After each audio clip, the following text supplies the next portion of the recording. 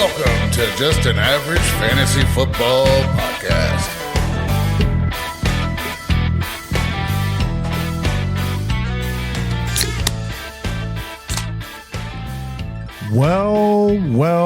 Welcome into Just an Average Fantasy Football Podcast. I am your host, Daniel Hayes, with Matt Baker. That is me.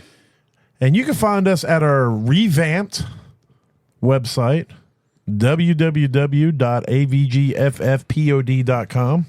I added a whole new page with our pictures and a little bit of our description about us. But on the first page, you'll see buttons you can click to go to our socials or where you want to listen to us, and our YouTube and all that good stuff. And please venture to those places and subscribe or click the bell or whatever the fuck they ask you to do. Don't worry, I'm gonna see a photographer about getting new headshots for the page. I stole them off. I stole everything off of Facebook. Yeah, so that is what I look like, but don't think that I have to look like that all the time. Is all I'm trying to say. You know? And he's what's even worse is I cropped his wife out of the picture. You took the better half of me out of it because I wasn't sure if she would be comfortable being put on the interwebs, and then I took the picture of Terrell. I cropped me and Baker out of that picture, and so it's not. Listen, it's average. I'm doing my best. No, it's average. I like it. But if you'll notice, I think mine's probably the best pick. It is. I see that.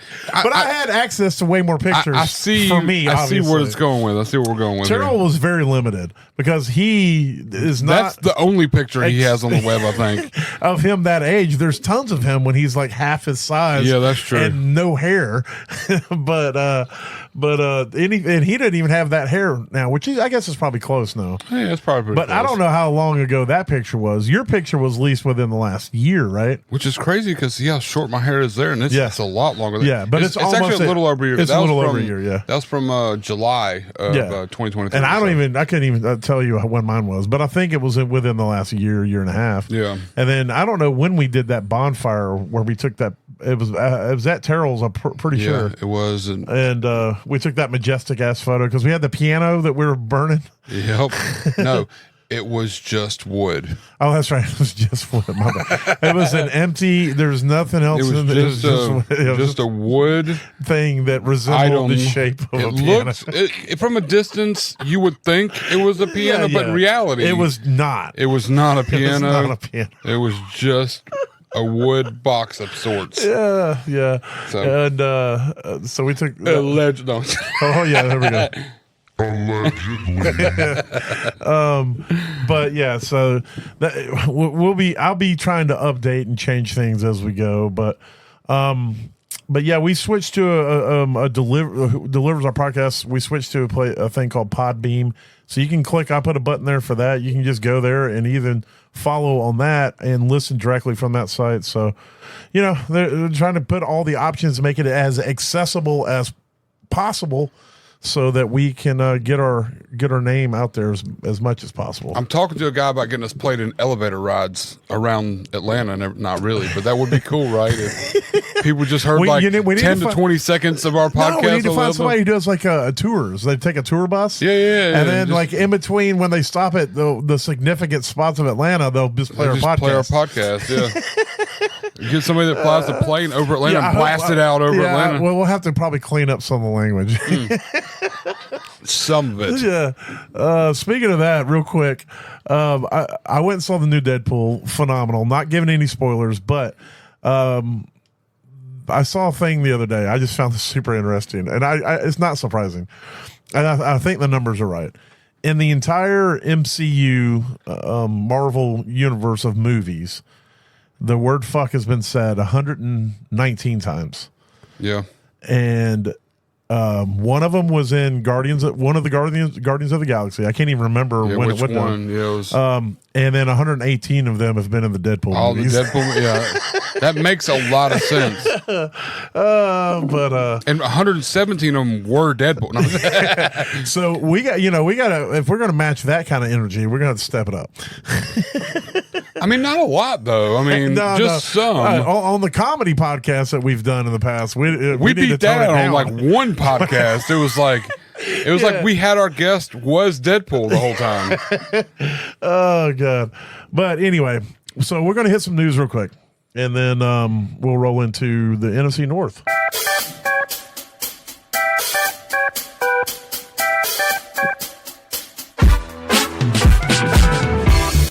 I just got to get them horns. I just got to get them horns in there. All right, a little bit of news. Thankfully, we had a weekend of games, and to my knowledge, no like major. Yeah, no, there's been some tweaks here and there, and some for fantasy purposes. Tightnesses. I think there's been some linebackers. Stuff. I think not Judon.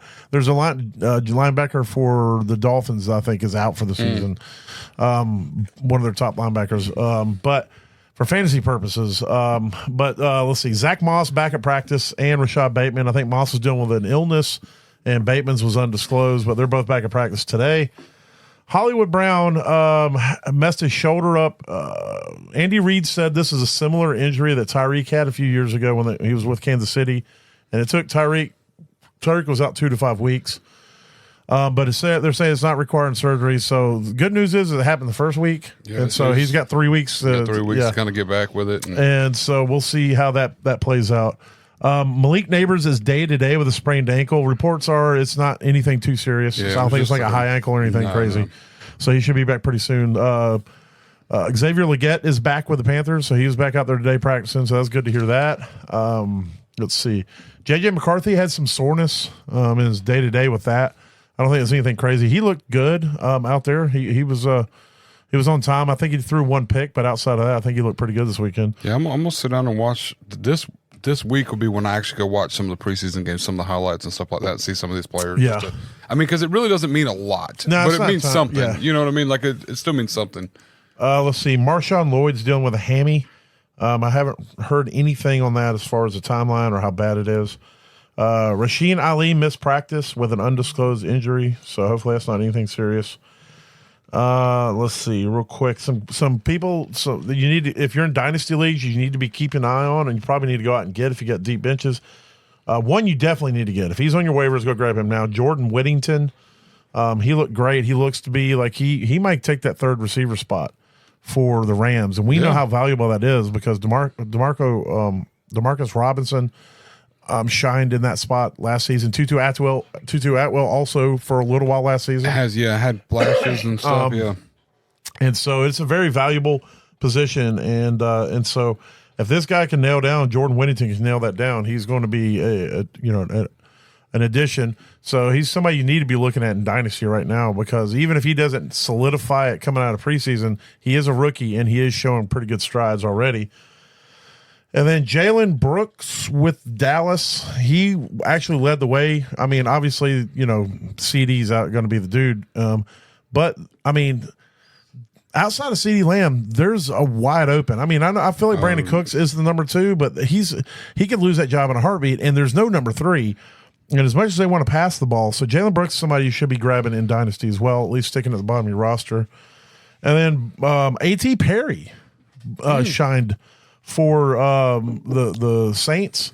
He was last year. He was drafted last year. Didn't really do a whole lot last year, but he's kind of shined. And we know that there's outside of Chris Olave, even Shaheed, who I love, it hasn't locked it in. He's not like a must put on the field, but if they want to throw the ball as much as they're claiming in this new offense, they're going to need another receiver out there. A.T. Perry could be that. We know Juwan Johnson, the tight end, is going to potentially miss part of the season, so he's their top receiving tight end, and so there could be some targets out there at least at the beginning of the year, and A.T. Perry could be the beneficiary of that. And then Bo Nix looked great out there. Bo Nix is somebody that in a lot of these early rookie drafts in your fantasy leagues, you've been able to get this dude in the second round, mid-second, even towards the end of the second. I think he's going to his ADP is going to start climbing based off the way he played because he looked pretty solid out there. And so there's just some names you need to be looking at, concentrating on. And obviously J.J. McCarthy, I mentioned earlier, people who did really good. Braylon Allen looked great as the backup running back for the Jets. I want to throw that out there too. I mean, I'm sure he's rostered, but he's somebody that he looked really good. Dude is a giant, but he's like he's a baby. He's like 20. Yeah. And so he's got plenty of tread on the tire. And then The only other news item out there is all the drama with Brandon Ayuk, and I'm going to throw that to Baker because he's got the particulars on that. It's a little hectic, to say the least. I mean, I know they said that San Francisco offered him somewhere in the line of $28 million a year for a 3-year deal, and he kind of said, I want to be traded. And then, we've heard talks. It's been the Patriots, it's been the Steelers, it's been a couple people kind of throw their hat in the ring, but I did hear that the Patriots did offer him a little over $30 million a year, and he said, "Nah." He's going to hit that 40 mark to get it. Yeah, just like nah. He's not interested. He kind of shot that down before they could even send an offer that would something for the team to look at. Ayuk turned their offer down. So right. Yeah, because if there's not going to be a deal to be made, there's no reason to work a trade. Exactly. There's no reason to work all that out. But I did. So currently, as of the report I read earlier 6 hours ago, the Steelers have a $28 million a year approximate. I don't know if it's more guaranteed or they didn't give the full detail right, how many of what years it is. But they're offering the 49ers a potential second and third round pick. And I think the 49ers kind of want a little more than that. So you're saying that are the reports that Ayuk has agreed to whatever their offer is? He's willing to listen to what it's more of a in forward progress than what the Patriots. Gotcha. The Patriots came out and said, "Look, we'll give you $30 million a year." And they're like, "You're the Patriots. I don't think I'm interested." Thanks, Mayo, but I'm going to pass. Thanks, but no thanks. No Mayo. No Mayo for me. No Mayo for me. But then, the Steelers, and it's weird to me because, stupid. Like typically with these wide receivers, they're the end game with any of this is to get a ring. Yeah, and get that bag. And if you can do both of them, that's even better. That's what I'm saying. But if you're going to take a little less of a bag and you're more, yes, you know what I'm saying. If the Patriots really want him, it's going to cost them probably close to 140. It's not going to. I'm not 140. Close to 40 a year. Whereas the Steelers could get him for around 30. Yeah, so there is definitely a pay increase if you're not going to win. And there's this thing that like you think that with the 49ers they have a more complete, more potential shot at take 28 million. But there you got to worry about relationships. And with that, and he's probably worried about they want a long-term thing, and he might not be willing to like tie it down for that long. And I mean, I get that. I just like in my head, it's like. I make $28 million, and I have 2 years or 3 years to potentially have a shot at a ring on a team that could potentially get there in 3 years. Or I take $28 million and I go to a team that's at least 3 years out. Yeah. The Steelers aren't. To me, they're not anywhere near. I don't even think. I don't know about that. The Steelers already got a pretty decent defense. They weren't great, but. They did improve it a lot. Coaching's top notch. I don't want to take that away from him. And Arthur Miller, as much as we didn't like him as a head coach, he is a good offensive coordinator, and he does win games. And then you got Russell Wilson or Justin Fields. That's where the problem is. Yeah, if they get Russell from last year with Tomlin's ability to coach that team, I say they're a fringe playoff team because Russell was pretty good last year. Yeah. Now I don't think they're a Super Bowl ready team. I don't think Ayuk makes them Super Bowl ready. That's what I'm saying. Like I think there's more needed. Way better chance to win a ring with the 49ers. That's absolutely. And if you're looking at similar, and I understand now it becomes comfort or like who you're dealing with personality wise and all. And I guess that's you want to come to work happy and you want to work happy. So I get that, but my prediction is he sounds like a 3-year deal back with San Fran, around $35 million a year. He gets his money, but he doesn't get the longest term. It's a compromise deal. Kind of mid they get him for 3 years. And they're probably sticking with like $70 million, like 70 of it guaranteed or something. But maybe even more, maybe at least half of it guaranteed. They stick him with that. What it's going to really boil down to on that, though, is how bad does San Francisco really want him back? They really want and are the reports true? Because they did draft Pearsall, and they know if they re-sign Ayuk, then that's most likely going to be a signal to Debo that he's not getting re-signed next year. Yeah, he's not going to get re-signed And so you're going to then have to deal with that. Whereas right now, he thinks if Ayuk's gone, then he's going to definitely get a contract. They're going to have to work something out to keep him. And so, there's a lot going on with the drama of that. If I was Ayuk, I would have just taken the franchise, rode this for a year, try to get a ring, and then go about it next year. But again, you're also taking the chance with massive injury, or if he has a down season for whatever reason, and then he loses millions of dollars. He's out there yelling like Diggs is about not getting targets or something. There's that kind of a. They did sign another wide receiver though, didn't they? For Trash Panda signing of the week. Who, the 49ers? Yeah, they signed Robbie Chosen. Oh yeah, they did sign for the trash well, bin. hit the fucking button. Which one?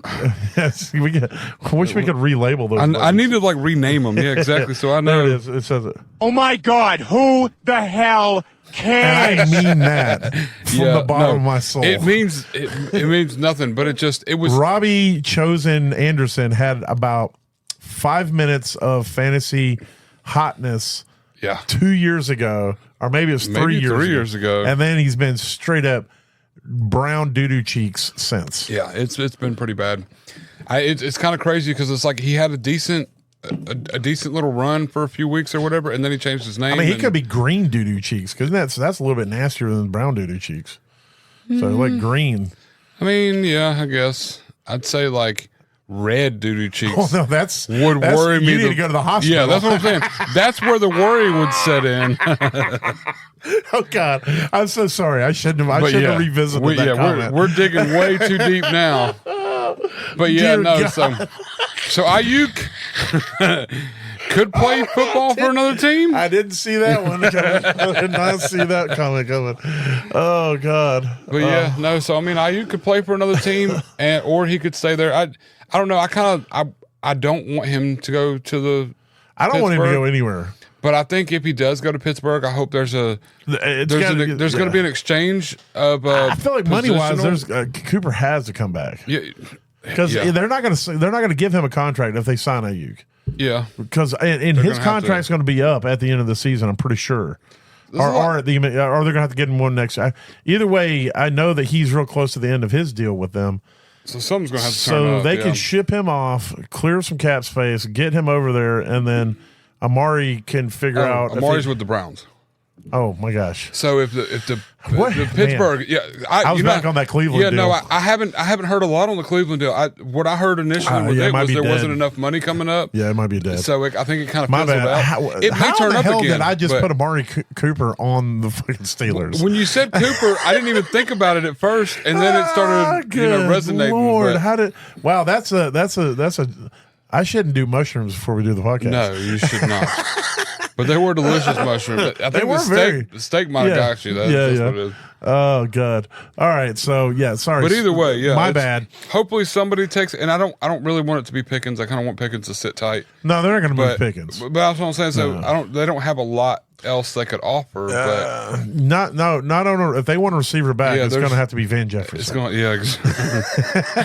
I would love that. I would absolutely love. I would go pick him up off waivers and put him on my team just in case. I mean, he's on the 49ers now. There's a shot he could get. Absolutely. I mean, like, look, he'll be getting off of waivers in a heartbeat. Because of the 49ers. If he goes to the 49ers, I'm going to pick him up and trade him to you. All right. Well, from there, we're going to hit on to we're going to hit that NFC North and roll with our smash, pass, and sleeper from that. So let's get up on that. Give me something on there. Here comes the money. Okay. Here we go. Money talk. Here comes the money. This is what Brandon Ayuk wanting to hear. Yeah, that's what he's looking for. All right. Yeah, Brandon Ayuk is hoping that he can play that sound at some point. Every time he walks into a stadium. All right, so I'll kick off what I got for the NFC North. I have the Detroit Lions win the division. Who do you have? Do you have the same thing? I have them tied. Okay. Well, who did you put at the top of the list? I put the Detroit Lions at the top of the list. I have the Lions going 13-3. What do you got? 12-5. Okay, so we're game off. You got Jared Goff. Or 12 wait, my math might be wrong. No, you're right. 12-5 is fine. Then I'm wrong. 13-4. So okay.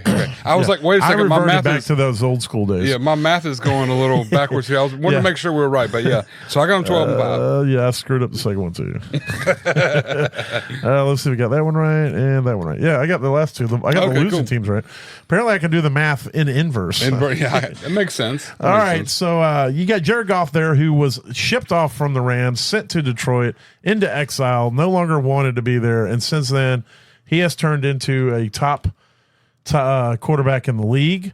They have figured out how to utilize him up there and to deal with him in a way that protect him enough. They gave him an O-line. Look, we've always said this, even when you were in your Jared Goff as Buns days, You always said you give him a good line. You keep it a clean pocket. He's amazing. He's as good as anybody. Exactly. He's a top 5 in the league with a clean pocket and enough time. Right. Do his reads and all, and he's got the cast around him. Yes. Yeah. And so and then they went out and they've got him playmakers. You got Jameer Gibbs. You've got the other running back. David Montgomery. Monty. I was going to say, I was thinking of McCarthy. David Montgomery and Jameer Gibbs in the backfield. You got Amon-Ra St. Brown, who is easily one of the top 5 wide receivers in the NFL right now. Man, money. The other side, we still is open for debate. I hope it's going to be Jameson Williams this year. I hope he finally. We will be talking about him later. Okay, I hope he finally climbs to a place that we want him to be. Gibbs just left practice with a leg injury. Okay, Jameer Gibbs. Awesome. Yeah, so heads up. Grab your Monty shares. Yes. And then there's not a ton on the other side. Reynolds is gone now, and so I don't know who would be the next one in line on that depth chart. But you got Sam Laporta, who just balled out in his rookie season last year, showed to be a top tight end in this league, finished as the top tight end in fantasy. And, they have a great O-line, and they have a great play caller. Johnson's his last name. I can't remember his first. I want to say Ben Johnson is the offensive coordinator, and he's been highly sought after as a head coach, and he has opted to stay in Detroit these last 2 seasons. They try to keep it together. They have a singular mindset as a team, is to win the Super Bowl.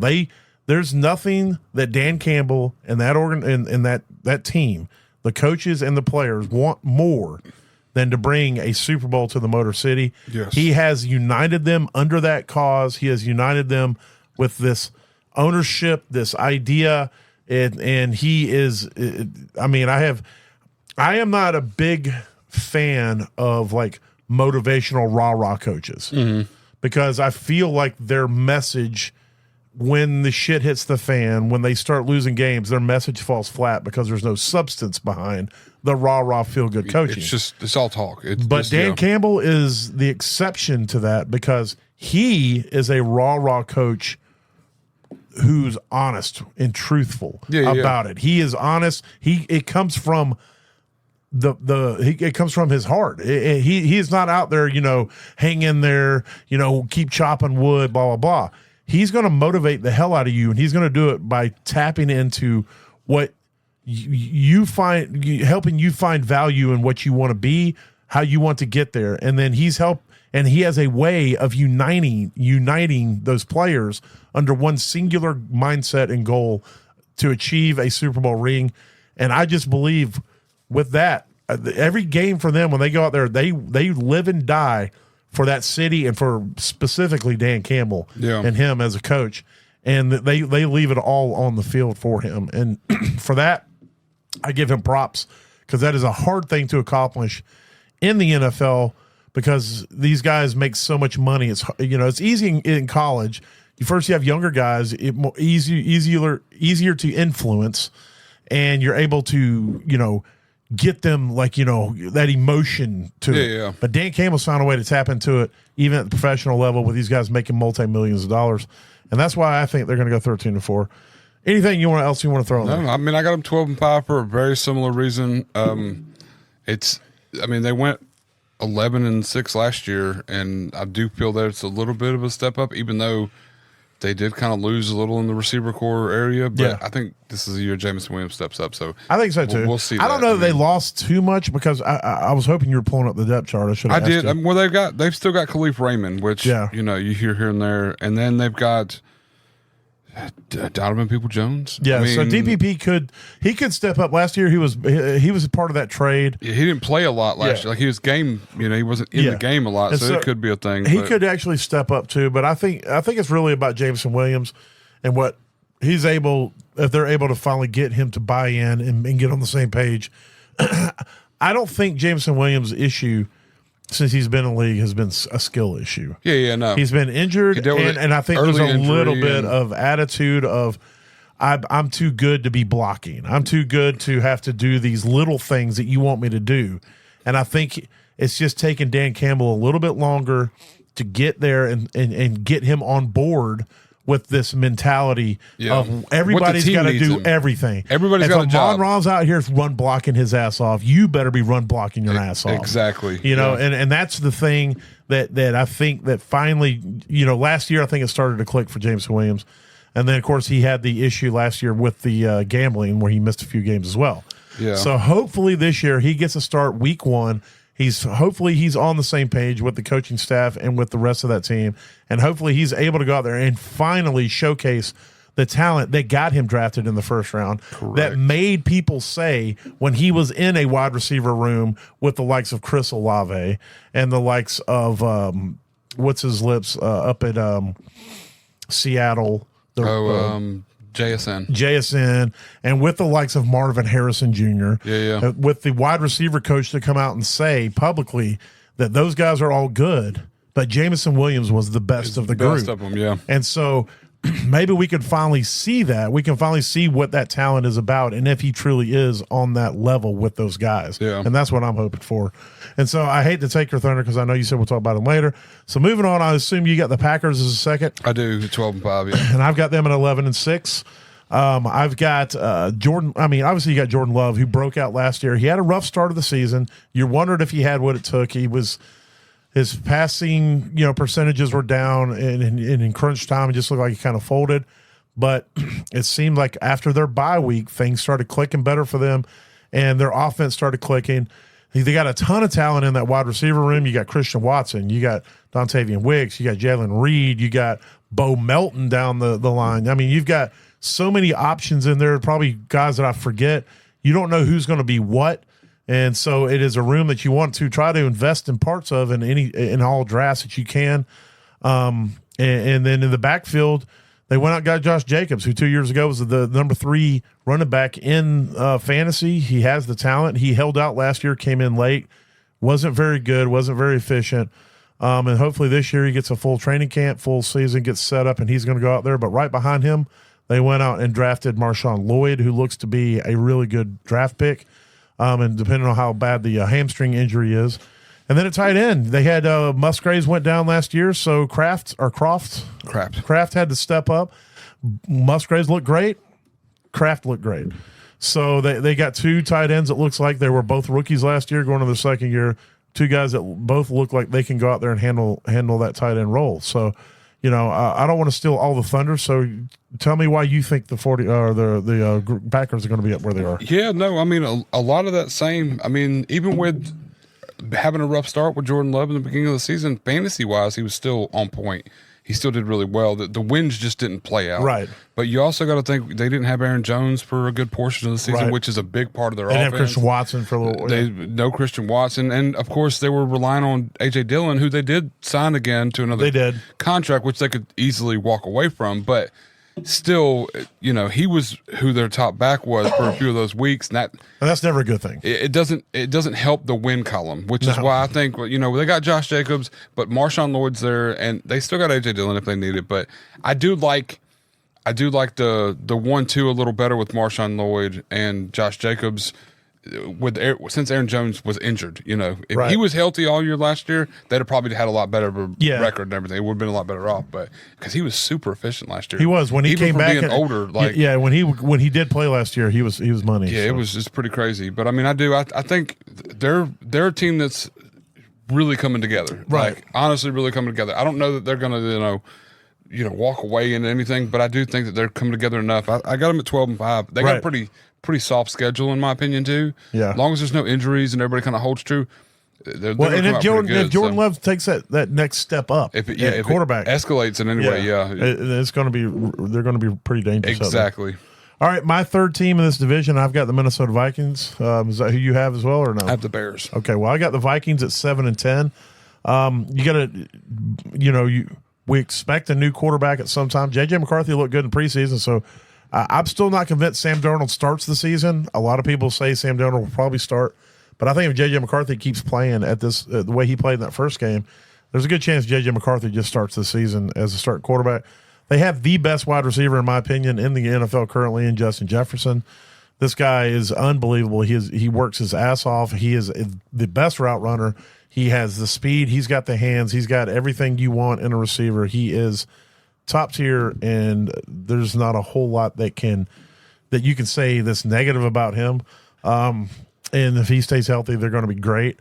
And then they got the rookie who broke out, or the guy who was a rookie last year broke out. Jordan Addison. 10 touchdowns. He had to kind of carry the load after Jefferson got hurt last year for a little while, and he did a great job of that as a rookie. And so, what we're hoping is we at least have a quarterback and get them the ball.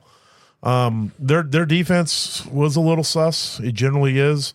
But their offensive scheme, their head coach he calls a great game. And they went out and got Aaron Jones at running back. This will be their best running back they've had in the last 2 to 3 years. Since Dalvin Cook's heyday. Yeah. I mean, when Dalvin Cook was good is where Aaron Jones kind of deals. So. And so they're not a run-dependent team. They just need a running back who scares you enough that you can't just play the pass. Exactly. And Aaron Jones can do that. And so, as long as he can stay healthy, we know that he has a tendency to get hurt. And then at tight end, we hope Hawkinson could come back. The timeline is looking – we'll know a whole lot when they have to decide whether they're going to put him on the PUP going into the season or the IR or just say he's going to be out for 2 to 3 weeks. Because the IR means he can come back after 4 weeks. The PUP means he can't come back till 6 weeks. And if they want to sit with him. And then that means that they're willing to hold a roster spot and not have to put somebody else on there by sending him somewhere if he's only going to be out a couple weeks. Reports are right now that 2 to 4 is what they're saying. That's what I heard too. Is somewhere between 2 and 4. And when he's going to be ready after that knee injury from last year, and so we'll have to see how that goes. But when Hawkinson's in there, he's an absolute target hog and money. So there's a lot of weapons there. There's a great coach there, which is why I have them above the Bears. And so I'll run through the Bears real quick, and then we can kind of talk about it. I've got the Bears finishing last at 5-12. You got what do you got for the Vikings then? 5-12. Okay, what do you got for the Minnesota? 6-11. Okay, so or excuse me, I got 5-12 for the Vikings, 6-11 for the Bears. Gotcha. So the Bears one game up on them more. So of course the Bears went out with the number 1 pick and got Caleb Williams. The Panthers number 1 pick, obviously. Yeah. They got Caleb Williams, and they were able to get Roma Dunze because they also had the number 9 pick. Yes. Roma Dunze was considered if Marvin Harrison was 1A, Roma Dunze was 1B. 1B. Yeah, he was right up there with him in most experts' analysis. So he looks to be the next great class of wide receivers, and for him to be able to come in with a rookie quarterback, they could be dominating the league for years. They went out and made a trade and got did they trade? Yeah, they made a trade to went out and get Keenan Allen. Keenan Allen, who's been a staple in this league as a solid wide receiver, just gets open, always gets open, target hog, touchdowns, whatever you want. Keenan Allen's there. He's going to probably go into the Hall of Fame. He's 54 years old now. In football years? He's 54 years old. So it's getting close to retirement. I was pretty close. and Keenan, so they went and got Keenan Allen. Of course, they had DJ Moore. DJ Moore is the most, I don't know. I don't want to say underappreciated because people who know DJ Moore's good. They know. But he's the most quietest,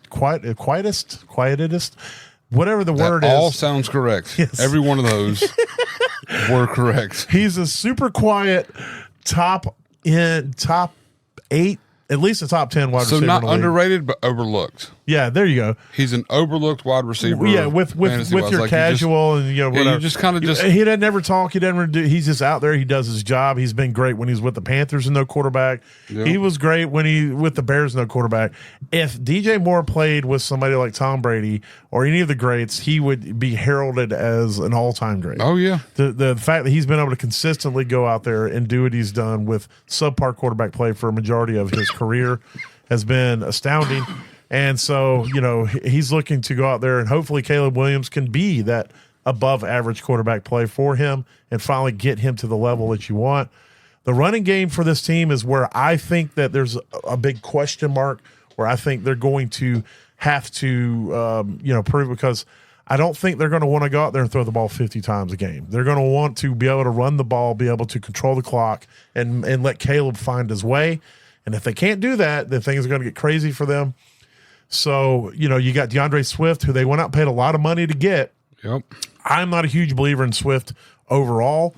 I think he was fine for Philadelphia last year, but I don't think he stays healthy, and I don't think his efficiency is the best that's ever been. And so I think that he was protected by Philadelphia's overall scheme and the fact that Jalen Hurts can run the ball and score touchdowns as well, and he did not have to be the touchdown scoring back on that team. But behind him, you got Roschon Johnson, who we keep waiting for him to step up and show us something. And you still got Khalil Herbert there. So I think something will shake out within the first 4 to 6 weeks. I don't think, despite the fact that they're paying Swift, I think if he doesn't go out there and do what they want, then they're going to try to find something, because this team is trying to figure out who's going to be riding when they finally decide to start trying to really win some shit. Yeah. And of course, their defense was not very good last year, but they did make some improvements, and so we'll have to see how it goes. So I got Minnesota at 7-10 and Bears at 5-12. So give me a little. There's not a huge discrepancy there in your wins, but why? It's not. What? Give me your reasoning for dropping Minnesota, because I think overall Minnesota has the best coaching, best talent, and better defense. So primarily it's schedule. The Vikings have a tougher schedule to me personally against a rookie quarterback, and just the way it all played out for them. Because if you look now, they start off the season gravy with the Giants, but then they go 49ers, Texans, Packers, Jets, Lions, Rams. Then you got the Colts, Jaguars, either way. Titans, they'll take that game. Bears, they'll take that game. Cardinals, I'm not sure, honestly, if Kyler's healthy at that point. It goes either way, but then it's the Bears, Seahawks, Packers, Lions again.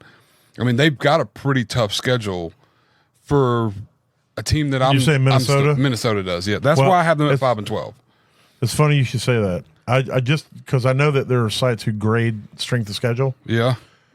So the site's called Sharp something, or I don't know. I just say Sharp at the top, and I have to sharpfootballanalysis.com. Sharp football. Okay, and I don't know how reputable it is or whatever, but it was the first one that popped up on Google. Mm-hmm.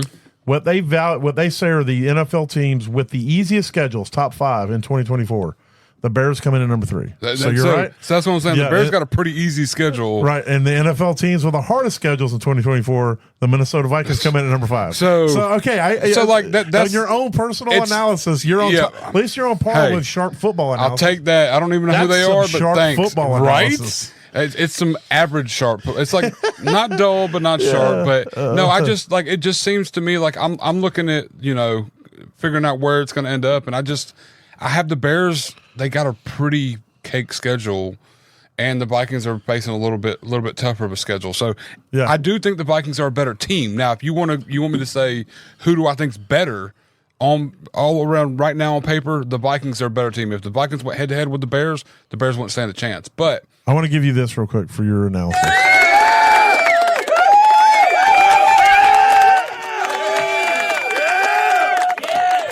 I didn't mean for it to be so loud. No, that was pretty cool. It sounded like the one guy in the back was getting louder, like it was some drunk idiot. That one guy in the back.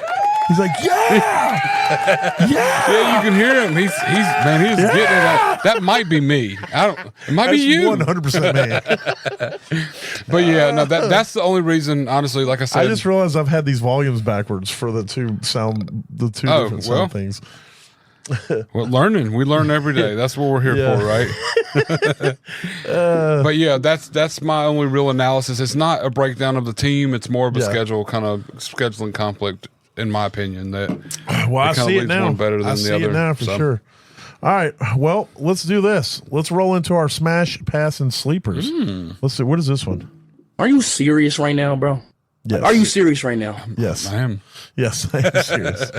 All right.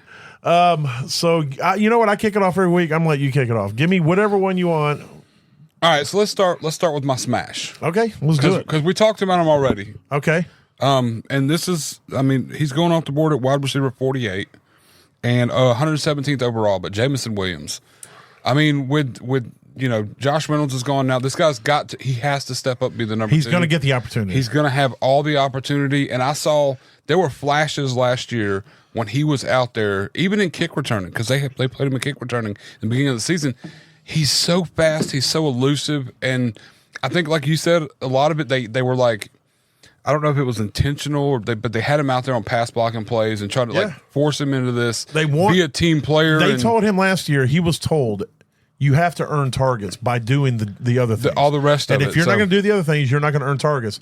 And there was reports that came out where he finally understood. Okay, if I want to get on the field, I've got to get out here. And so when he was out there in pass blocking situations, he was bearing down. He was doing what needed to be done, which then in turn allowed him more targets. And I think that's what's going to be the change. I mean, you're looking at wide receiver 48 who could potentially be a top 24 wide receiver in the league at the end of the season. His talent is what everybody says. This guy could light the world on fire as much as this team passes the ball. Oh, yeah. I mean, and they're going to try to, now that there's not a lot of other opportunities, they're going to be doubling up Amon-Ra, which he's talented enough. He's going to get his stuff, but there's going to be situations where right Williams now, can get somebody's got to take some of the heat off Amon-Ra. Exactly. And I mean, somebody's got to take some of the heat off the sun god. At any point in time, I could draft somebody, a wide receiver 48, who could potentially, even if he gets me wide receiver 36, which is not even like a huge jump, I feel confident at drafting him at 48. I won't have to worry about anything. What's his less overall? Than that. 117 overall. So you're looking at you can get him basically in the 10th, 11th round. That's potential easy. One of your top wide That's receivers. Easy. You don't even have to think about it. You could set him and forget him. And I mean, it's just seems like easy money to me. Yeah. Personally. So I'm down. I'm smashing Jameson Williams in football and right now for fantasy. Yeah, I love it. Smash. All right. Well, my smash is the tight end for the Bears, Cole Kmet. Ooh, I like Cole Kmet. I've liked Cole Kmet since he's come into the league. I mean, there's something about him that he's always there. He's super talented. Yes. Man. He's being drafted at tight end 16, 125th overall. Last year he had 90 targets. He caught 73 of them for 719 yards and 6 touchdowns. He finishes in a half-point PPR as the tight end 7. He's actually finished as the tight end 7 in each of the last 2 years. He's averaging just over 6 touchdowns in the last 2 years, and he's averaging 80 targets in the last 2 years. So he's going to be a big part of what this team wants to do. I'm not expecting him to climb all the way to the top. There's obviously a lot of mouths to feed on this Bears team, but he already has a foundation with this coaching staff, and they already know how important he is as somebody who can get in the end zone, who can catch the touchdowns. And so if he can get the 70 to 80 targets again and keep his catch percentages up, and if he can finish around that 8, 6, 7, 8 range at tight end, then I'm getting value because I'm drafting him at 16. Yeah, oh yeah. And so, that's somebody that he, I feel comfortable with, and I'm getting him late in the drafts. I'm being able to get him, in the 10th, 11th round or so. And so for me, Cole Kmet's an easy smash based off of what he's able to do and what he has done. And, and his value is one of those where it's already good. And if, anybody goes down, his value is just going to go up. Well, just couple that with the fact of what we all know with rookie quarterbacks and what they rely on, that security blanket of a tight end. And he's a good security blanket. He's a good tight end. I mean, he's a target that can easily get open and get him that 3 yards, that they need for the first down. And so he's going to get more opportunities, I think, personally, with a rookie quarterback for first downs, like that short yardage and that short big game stuff. And the things is he got all that stuff in the last few years on bad quarterback play. Exactly. If Caleb Williams is better, then he could be getting the more efficient throws on good quarterback play. Exactly. Excuse me. All right. Well, from there, I guess I'm going to stick with the same team. My pass is DeAndre Swift. I mean, I kind of hinted earlier when I was talking about him and when I was doing the team breakdowns, but right now Swift's going off the board at running back 22.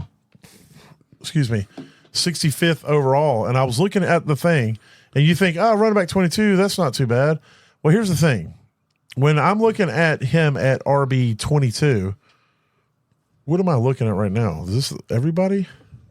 You're running backs. Yeah. Just Oh, running I'm looking at overall. Like an Yeah, idiot. you're just looking at running backs right now. Yeah, so Swift is going off at 22. I look underneath Swift and I see Najee Harris is at running back 24. I'll take him. I take Mostert over DeAndre Swift. I would take Zach Moss over DeAndre Swift. I would take Devin Singletary over DeAndre Swift. I would take Jonathan Brooks over DeAndre Swift. I would take Brian Robinson over DeAndre Swift. Now, this is me personally. There's a couple. Tajay Spears is in that mix, and Zamir White's in that mix, and I would probably take both of them over DeAndre Swift. Yeah. I'm obviously not a believer in DeAndre Swift. I don't want nothing to do with him. At all. Every single time I've ever depended on drafted him in a position where he had to be my running back, it's been meh. He's never. I think he had one game last year where he had like 200 something yards. He's never averaged up to what you draft him at. I'll put it that way, if that makes sense. Like typically when D Swift goes off the board, it's like at 16 or 17. He finishes at 20, 21, if that makes sense. Like he's just like, you always draft him too early, in my opinion. Right. He's not a running back that you can draft and feel confident that he's going to do better than where you're drafting him. And if you're getting him at 22, I bet I'd put it on the bet box. I bet he finishes like 27 overall this year. You know what I mean? Like it's never like so far away that it absolutely kills you, but it's always far enough away to where you could have grabbed somebody else and been safer, if that makes sense. Right. He's played at least 13 games in every season. His highest finish was his rookie year. He finished 18th overall. But he finishes 18th, 19th, 22nd, 23rd. That's what I'm saying. Like it just seems like you were probably drafting him at like 17 the year he finishes 20th. Right. And you were drafting him at 19 when he finished 23rd. You know, like it was right. It's and always worse than where you're getting him, not he better. relies heavily on pass catching. He does. And with the mouths to feed, somebody's going to have to not get the targets. I mean, Roshan had 40 targets last year. So, I mean, you think they're going to take 40 targets from Roshan and give them all to DeAndre Swift? You know what I mean? Like, right. They're going to have to – one of those three is going to be non-existent by week 3. I mean, you know what I mean? Somebody's going to be – you're going to be like, I don't think Herbert's going to make too big of an impact, but I just don't feel like DeAndre Swift is – the dude. I put him kind of in that. I have the same feelings about him as Ramondre Stevenson. Yeah. Which is funny. That's because they're right next to each other. They are right there in rankings. Yeah. And so maybe that's what it is. Maybe I'm just seeing his name so close to Ramondre, and I'm just yeah, I don't want this. This is crazy. Why would I do that? Yeah. All right. But yeah, no. So that is my pass. I'm totally DeAndre on Swift. board. Yeah. So who do you got? All right, my pass. I'm playing the age card on this one, and he's been injured the last 2 years. Now, given last year, he had a phenomenal year, and had he not get injured, he'd have probably set like all kinds of records. There's no telling.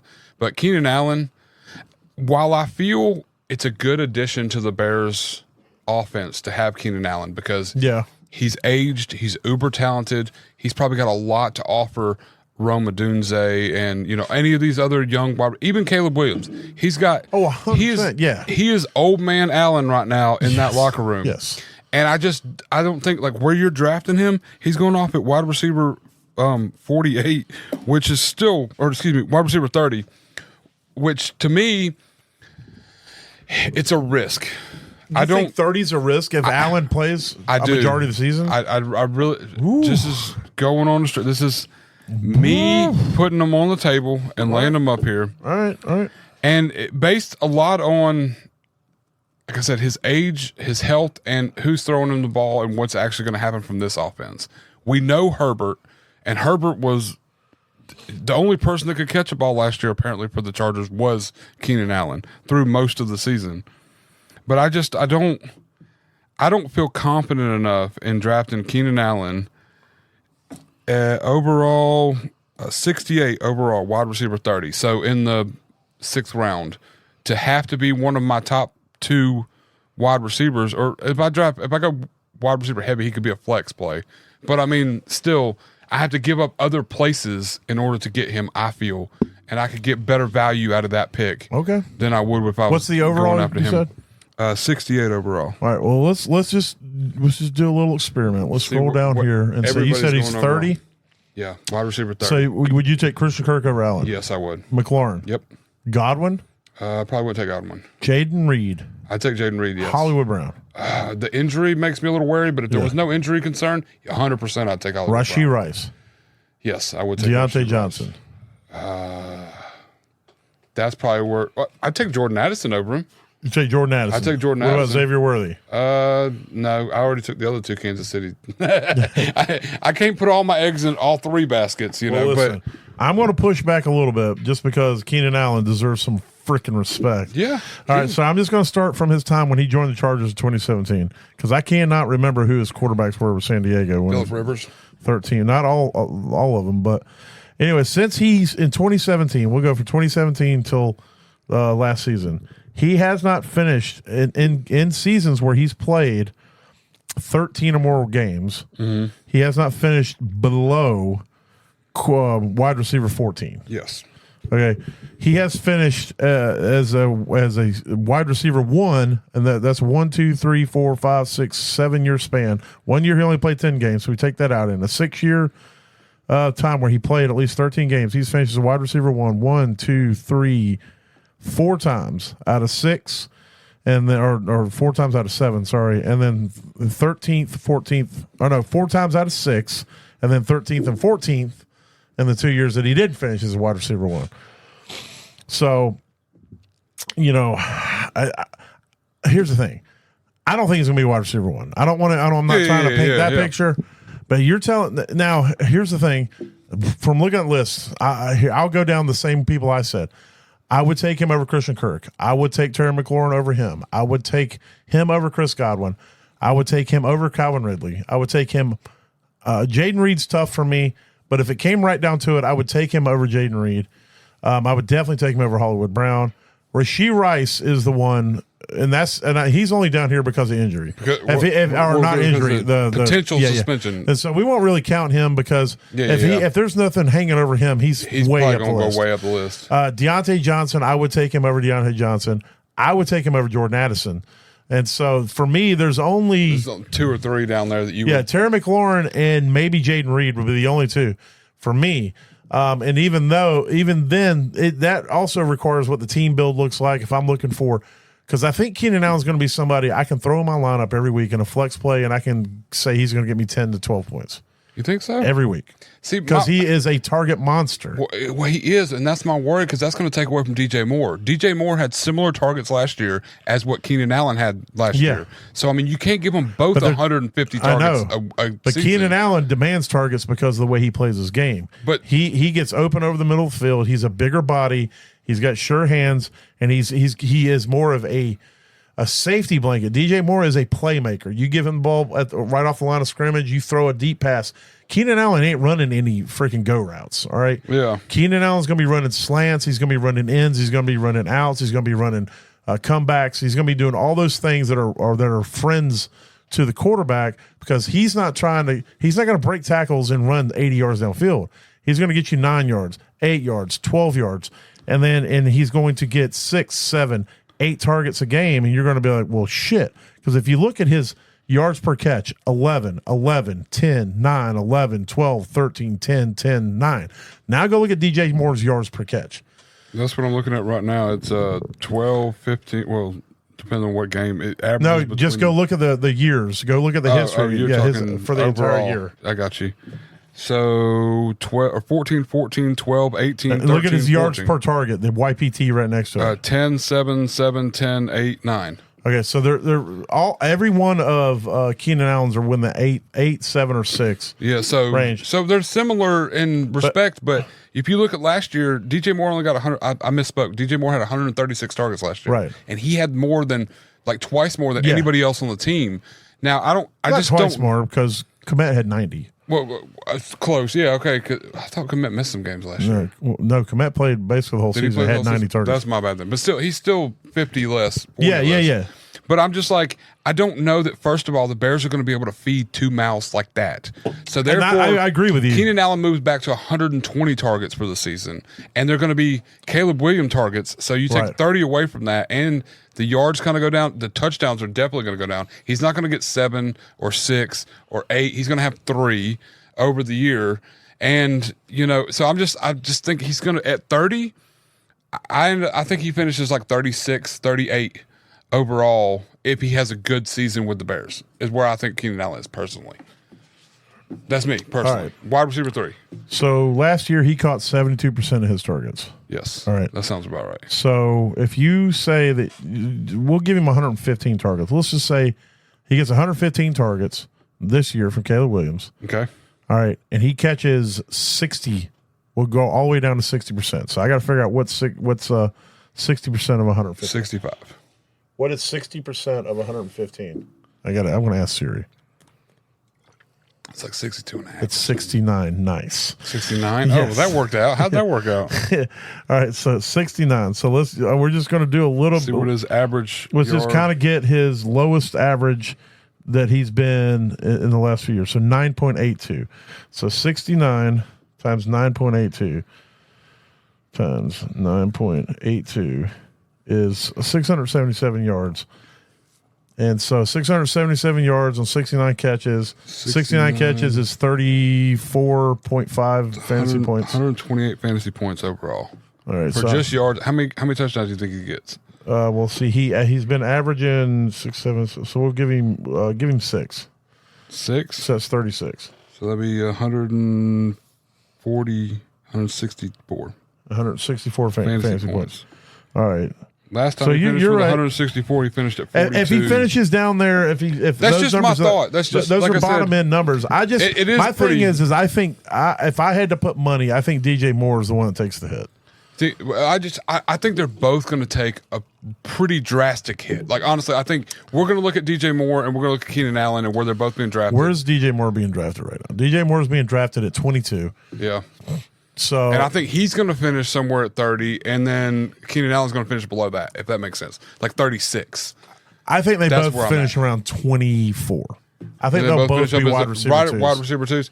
I don't unless there's zero run game and it's just all passing. They're throwing it 300 times in the season. Well, if their and, defense is as bad as it was like, last year, they gonna might have to. be Yeah, passed every and that's fucking true game. too. Like the defense could make it up. But I don't know. I just don't feel confident enough in Keenan Allen, a household name, and drafting him there Yeah. when I could get other people that I feel, even if it's not a wide receiver. Look, that's where I'm not at with saying it. I'm not saying you're definitively wrong. I understand where you're coming from. I just wanted to try to play devil's advocate because Keenan Allen deserves that respect. Oh no, Yeah, I'm This dude's not been trying to money like for a long time, and going into his 12th yeah. year. So Last and year that's would another have, thing. yeah, like you said, last year would have been like peak Record.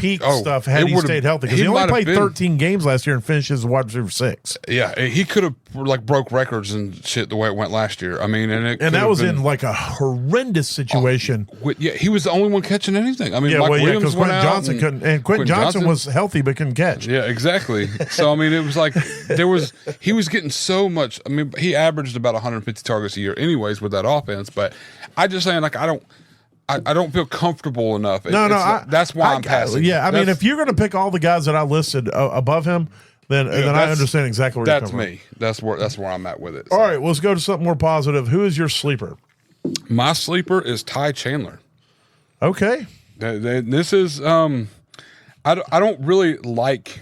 I forgot to mention him, which actually benefits you. I did. My brain was like, I kept thinking of Dwayne McBride, and I was like, there's another running back I need to be thinking of. Maybe I should write stuff down instead of trying to go off the cuff. I'm not like a huge Ty Chandler fan, and never really have been, but I mean, he's still a young dude, and we saw last year in split touches, behind Alexander Madison, which was garbage can. Yeah. But he was a lot more efficient. He looked like a better running back to me, but they kept using Madison for what unknown reason, I don't know. But I think that Aaron Jones, they're not going to want to run him to death. And if we look at what A.J. Dillon did behind Aaron Jones in a healthy season, he vultured a lot of the touchdowns. He got a lot of that inside the 20 work. And I think that's where Ty Chandler is going to shine. Yeah. So I love it. Did you mention, I don't know if you said where he's going off at running back 49. Yeah. I mean, I don't know how you don't. Where did he get finish value out of last it. year? Because I know he didn't even play till last half of the season. He finished as wide receiver 45. Running back. Running back. 48 in PPR, 45 and a half PPR, excuse me. So he finished at 45 last year, But he's going off at 49. And last Right year now. he didn't even play towards the end of the season as the starter. He was very restricted. He didn't play at all the first. So This is his snap percentage: 17, 12, 15, 0, 0, 0, 4, 1, 0. And still finishing 45. And then he went he's a value. 44, 31, 33, 56. When they realized Alexander Madison was trash, they put him out there. Way after the rest of us realized it. So in a 6-game span, he averaged 7 yards per carry, 3 yards per carry, 6 yards per carry, 2 yards, 4 yards, and 6 yards. So, I mean, at the very least, you're picking him up at running back 49, 150th overall. This guy could finish as a flex play all year long easily, I think, behind Aaron Jones, because they're not going to work him, and he's going to get that. Aaron Jones is going to get their 20 and get a 50-yard breakaway run, and then Ty Chandler is going to get it in the 20. You know what I mean? Like, it's going to be one of those scenarios where Ty Chandler is going to vulture the touchdown that we're all bitching and crying that Aaron Jones should have had. And if you got Ty Chandler, it's going to be value. I just think right now we're all sleeping on him, and it's going to be one of those where it's like, damn, I knew I should have grabbed him, and somebody else is going to have him on their bench, and we're going to be pissed. So you get him now. You heard it from here, over here first. I'm on the Ty Chandler train this year for sleeper, anyways. I love it because there's value there. Yeah, exactly. There's 100% value there, and I have a similar pick in the respect of the value of what you're going for, and that's Dontavian Wicks. Yeah. So you draft right now. Dontavian Wicks is my sleeper. He's going off at wide receiver 63, 153rd overall. Oh wow. Yeah. Here's the thing. Last year, we didn't even know who Dontavian Wicks was towards the back end of the season, until towards the back end of the season. And he finished last year. Where do you think he finished? Just based off of your brain. You're thinking in your head, where did Dontavian Wicks finish based off of it? Probably like wide receiver 52. Okay, well, you're close. It was 57. That's right. So he finished at 57 last year by playing like literally half the year. If you add up like his snap percentages and whatever throughout the whole season. Yeah. He had 58 targets, 39 receptions for 581 yards and 4 touchdowns. That's what he did last year. This year, he's going into this season. He just balled out in his preseason game, and he's going into this season as they know who the fuck he is now. You know, and look, I believe Jaden Reed. Me personally, I think he's the top receiver in that room. I think Christian Watson could be. I don't know if he's going to be able to stay healthy, but I don't know if Christian Watson is a one-trick pony where he's just really fast. Yeah. You know, he did have that stretch where he had like 8 touchdowns in like 4 games or something crazy. Yeah. So he does have the potential to go absolutely. Rodgers too. Yeah. So I mean, but he does have the potential to just go nuclear at any moment. But this wide receiver room is looking for somebody to step up and take the reins and be that dude. And you're telling me that I can draft somebody at 63 overall as a wide receiver, 153rd, who could potentially be the number 1 or number 2 receiver for Jordan Love and the Green Bay Packers? Give it to me all day. Well, and give it to me all day. And not even to play devil's advocate, because I don't want to. Look at his other competition. I mean, Romeo Doubs, in my opinion, slightly overrated and had a really trashy. He's had all the opportunity to take the reins. He is a solid dude, but he's not the dude. He's only got like a 56% catch rate. Right. So, and I don't know. I don't want to say that all the passes were his fault, but I mean, still, you want somebody that's at 65. Yeah. You know what I mean? That's where you want to be at. And he gets opportunity and just hasn't done it. I mean, in the rest of the names, we've heard them all here and there, but none of them are as even Christian Watson. I'm not a super huge fan, because like you said, he's one of those that's really flashy on some plays, and then you see other plays. It's like, does this guy really know what he's doing? There's nothing solid there. So unless something drastically changes, maybe them figuring out that his hamstrings weren't the same strength level or whatever. He had his dad's hamstring on the left and his mom's hamstring on the right or something. And so maybe it's just them figuring out that his maybe that will limit some of his injuries. And for him, I hope so. Yeah. Oh, yeah. But either way, my thing is what he finished at 58 last year and barely played. You're spending nothing to get him. Exactly. And so he's worth throwing at the bottom of your roster, seeing what they do the first few weeks.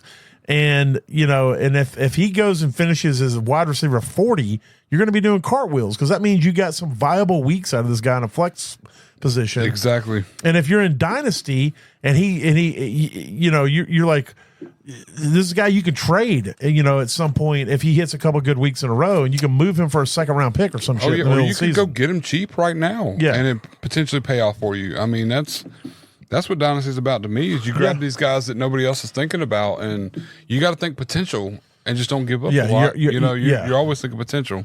But and in the short term, you're also thinking potential in redraft because, as we've talked about 1,000 times, you're looking at late in drafts. You need to be targeting ambiguous situations where you don't know who's going to be what. You don't know who's going to be the backup. You don't know who's going to be the starter. You don't know who's going to be the guy. And there's potential that somebody can take somebody's job. Those are the things you need to be looking for late in drafts. You don't need to be drafting Adam Thielen in the fucking 11th round of your draft. Exactly. You need to be drafting Dontavian Wicks in the 11th round of your draft. Will Adam Thielen go out there and get you 6 targets in the first game? Probably. But you should have already got guys early in the draft that you're not going to need to start Thielen. Exactly. If you draft Adam Thielen this year and you have to start him in your week 1 fantasy team, then you fucked your draft up. Newsflash, or you got hit with injuries. Newsflash. You're probably going to lose. Yeah, you're probably screwed. Either way, you better start making some moves fast. If it's injury or if you drafted it, right, you're probably going to lose. And so when you're looking late in drafts and you're seeing guys like that, you can say, "Oh, am I looking for stability?" No, you're looking for upside. You're looking for people. You're looking for somebody who's going to take somebody's job. Exactly. Or they're going to take somebody's job if they get hurt. So that's somebody. That's what Dontavian Wicks is. He could be the number 1 receiver if we're all wrong about Reed. Yeah, that's true. Did you see the bomb? He caught like a bomb catch. I did. I did see the video of that. Yeah, the dude's. I mean, he's got that. Yeah, it's there. He's got that thing. It's there. Yeah, definitely. I don't know. I'm big on Dontavian Wicks. I've been trying to get him in a ton of these redrafts. I missed him in a couple today, and it hurt. I pushed. I waited a little too long. He was way down the list, and this dude took him. So anyway, I just sent a trade offer. Yeah, well, no. You sent me a trade offer? No, to somebody else in one of our leagues. Oh, nice. I offered Ezekiel Elliott for Ty Chandler. I don't know if is it a dynasty? I'm getting Ty Chandler. It's a dynasty? Zeke, yes. Dynasty. Oh, 100%. It's 100%. It's the you're not trying to compete, right? Fabulous 14. Oh no, I'm in this. Never mind. This is depth. Never mind. This is young depth. No, never mind. I'm looking for young depth is what I'm doing. But I just want to say one thing. You know what? That's you doing Zeke wrong.